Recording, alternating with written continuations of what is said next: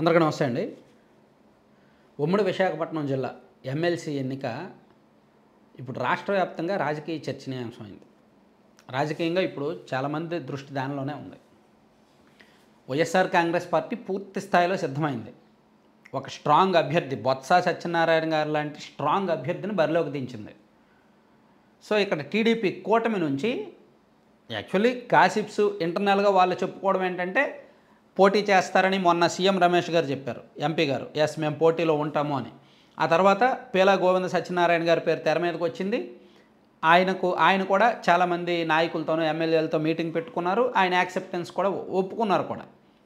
కానీ ఎందుకో చంద్రబాబు గారికి పోటీ విషయంలో 1-2 సార్లు ఆచితూచి అడుగులు వేస్తున్నారు. చాలా జాగ్రత్తగా అడుగులు వేస్తున్నారు. ఎందుకంటే సంఖ్యాపరంగా అక్కడ వైసీపీకే నెంబర్ ఉంది. మనం సంఖ్య చాలాసార్లు చెప్పాను కదా. సో మొత్తం 641 అయితే అందులో 630 ఓట్లు ఉంటే మిగిలిన 11 ఓట్లు లేరు వాళ్ళు. సో 630కి గాను 830కి గాను 615 వైసీపీ వాళ్ళే ఉన్నారు. 215 మాత్రమే టీడీపీ, జనసేన, బీజేపీ వాళ్ళు ఉన్నారు. సో వైసీపీకి ఉన్న 615లో దాదాపుగా ఒక 45-50 మంది టీడీపీలోకి వచ్చేశారు.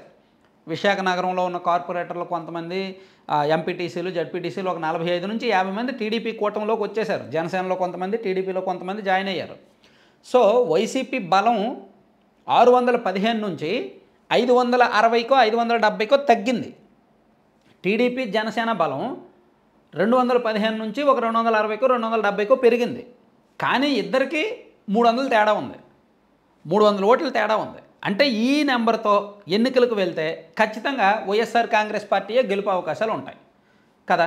సో వీళ్ళు పోటీలోకి దిగితే, టీడీపీ కూటమి అభ్యర్థి కనుక పోటీలోకి దిగితే వైసీపీకి అదనంగా ఉన్న 300లో వీళ్ళకంటే వాళ్ళకి 300 ఓట్లు ఎక్కువ ఉన్నాయి కాబట్టి ఆ 300లో కనీసం 200 మందిని లాగాలి, 200 మందిని ఇట్లు లాగాలి. సో ఈ రోజుల్లో రాజకీయాల్లో ఎంపీటీసీ అయినా, సర్పంచ్ అయినా, కింది స్థాయి ఎవరినైనా సరే లాగాలి అంటే డబ్బు, అధికారం, ఈ రెండే ప్రధానం. సో వీళ్ళు అధికారంలో ఉన్నారు కాబట్టి వాళ్ళకి డబ్బులు ఇచ్చి కొనాలి పచ్చిగా చెప్పుకోవాలంటే. లేదా వాళ్ళకి అరే మేము మా పార్టీ అధికారంలో ఉంది, నువ్వు ఇట్రా, ఈ 5 సంవత్సరాలు నీకు ఏం కావాలంటే అది పనులు ఇస్తామని చెప్పాలి. ఏదో ఒక విధంగా ప్రలోభ పెట్టాలి, బేరం ఆడాలి, కొనాలి. సో అది సాధారణ జనం కూడా తెలిసిపోద్ది. సంఖ్యాపరంగా చూస్తే వీళ్ళకి వైసీపీకి ఎక్కువ ఉంది, కానీ గెలుపు వీళ్ళది ఎక్కువైందంటే వీళ్ళు ఎక్కువ డబ్బులు ఖర్చు పెట్టుంటారు.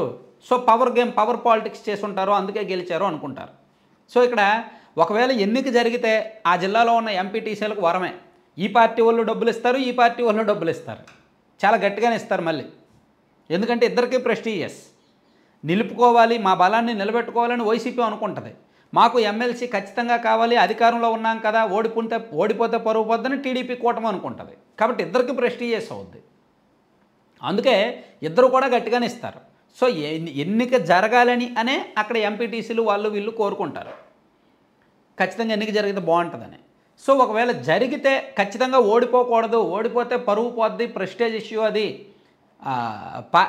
అధికారంలోకి వచ్చిన 3 నెలల్లోనే జరిగిన ఎన్నికలో రివర్స్ ఫలితాలు వస్తే అది అంత కరెక్ట్ కాదు అని చంద్రబాబు గారి భయం. సో అందుకే ఆ జిల్లా నాయకులైతే పోటీ చేయమంటున్నారు, పోటీకి దిగుతామని అంటున్నారు. సీఎం రమేష్ గారు, గంటా శ్రీనివాసరావు గారు, తర్వాత ఆ జిల్లాలో చాలామంది ఎమ్మెల్యేలు అందరూ కూడా చంద్రబాబు గారికి కన్విన్స్ చేస్తున్నారంట. పోటీకి దిగుదాము, గెలుస్తాము, అవకాశం ఉంది, చాలామంది మనతో టచ్లో ఉన్నారు, మన పార్టీలోకి వచ్చేస్తారు. వాళ్ళు కూడా ఆ స్థానిక సంస్థల ఎన్నికలు జరిగినప్పుడు వాళ్ళు ఏమో నిజాయితీగా గెలవలేదు, పవర్తోనే గెలిచారు.